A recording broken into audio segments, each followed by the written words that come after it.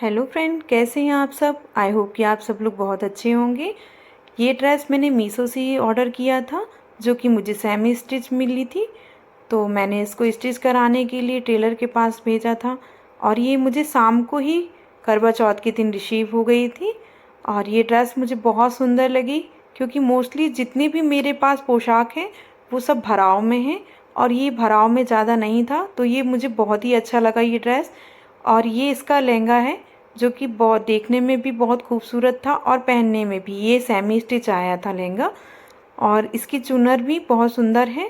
वो इसकी चुनर जो है रेड कलर में थी, जो कि इसका कलर बहुत ही सुंदर लग रहा था।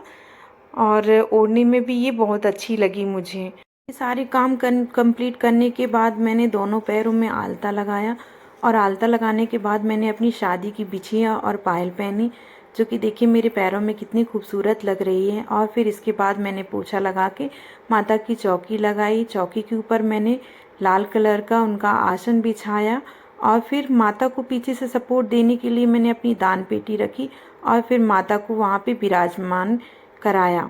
माता को विराजमान कराने के बाद मैंने माता का करवा रखा और करवा में मैंने चावल को भर दिया था। इसके बाद मैंने वहाँ पे चलनी रखी। चलनी की भी इस दिन पूजा होती है। और फिर मैंने अपना वाला करवा माता के सामने माता के पटे में रख दिया। और फिर इसके बाद मैंने माता की चूनर रखी, जो कि मैं बाद में माता रानी को उड़ाऊँगी। फिर माता रानी के सामने मैंने चौक पूरा। चौक पूरने के बाद मैंने माता रानी को मीठा रखा और यही मीठा मैंने 2 कटोरियों में दोनों ही करवे के ऊपर रखा। और फिर इसके बाद ये 16 श्रृंगार माता रानी का है, जो मैं बाद में माता रानी को अर्पित करूँगी। और फिर मैंने अपने करवे में ड्राई फ्रूट्स भरे। आप इसमें गेहूँ और मीठा कुछ भी भर सकते हैं। मैंने इसमें ड्राई फ्रूट्स भरे हैं। इसके बाद मैंने मुट्ठी भर चावल लिया और चावल का ढेर बनाकर फिर मैंने दीप प्रज्वलित किया और कलश को उसमें स्थापित किया। कलश स्थापना करने के बाद माता रानी का ध्यान किया और फिर उनकी पुस्तक लेकर उनको कुमकुम और अक्षत से तिलक किया। यहाँ पे मैंने सुपारी की गणेशी और गौरा जी गोबर से बनाया था। फिर मैंने उन्हें भी स्नान कराया और फिर मैंने करवा माता को स्नान कराया। इसके बाद मैंने सभी को तिलक लगाया। सभी को तिलक लगाने के बाद वही तिलक मैंने अपनी सिंदूर अपनी मांग में भरा। फिर माता को मैंने श्रृंगार चढ़ाया, चुनरी चढ़ाई और फिर सभी को पुष्प अर्पित किए। पुष्प अर्पित करने के बाद मैंने सभी की विधि विधान से पूजा की। वैसे तो ये सबके साथ किया जाता है व्रत, बट मैं अकेली थी तो मैंने करवे को 4 बार माता रानी से ही फेरे। मैंने एक पुष्पों की माला बनाई थी। फिर उस पुष्प की माला को मैंने माता रानी को अर्पित किया और इसके बाद फिर मैंने कथा करना प्रारंभ किया। माता रानी की पुस्तक में बहुत सारी कथाएं हैं, जो कि मैंने सारी कथाएं पढ़ी।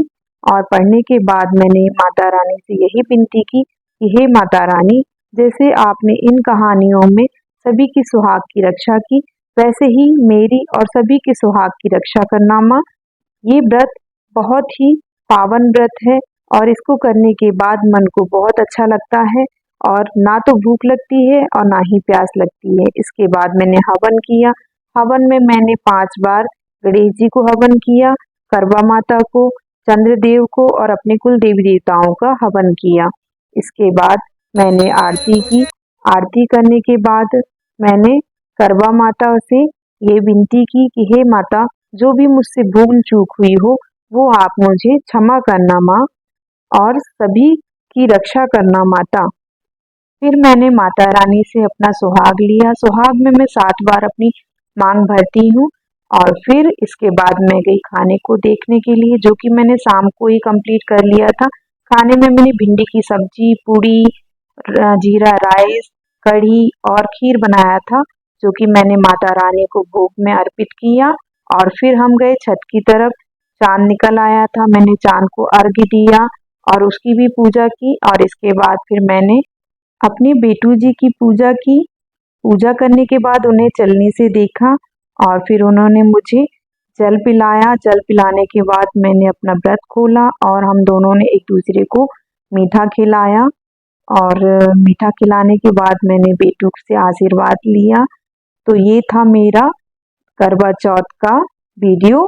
तो फ्रेंड्स, कैसा लगा आपको? यदि आपको अच्छा लगा हो तो मेरे चैनल को सब्सक्राइब कीजिएगा, बेल आइकन को क्लिक करिएगा और कमेंट करके ज़रूर बताइएगा कि ये वीडियो मेरा कैसा लगा आपको, और लाइक भी करिएगा friend. Please support me. Thank you for watching.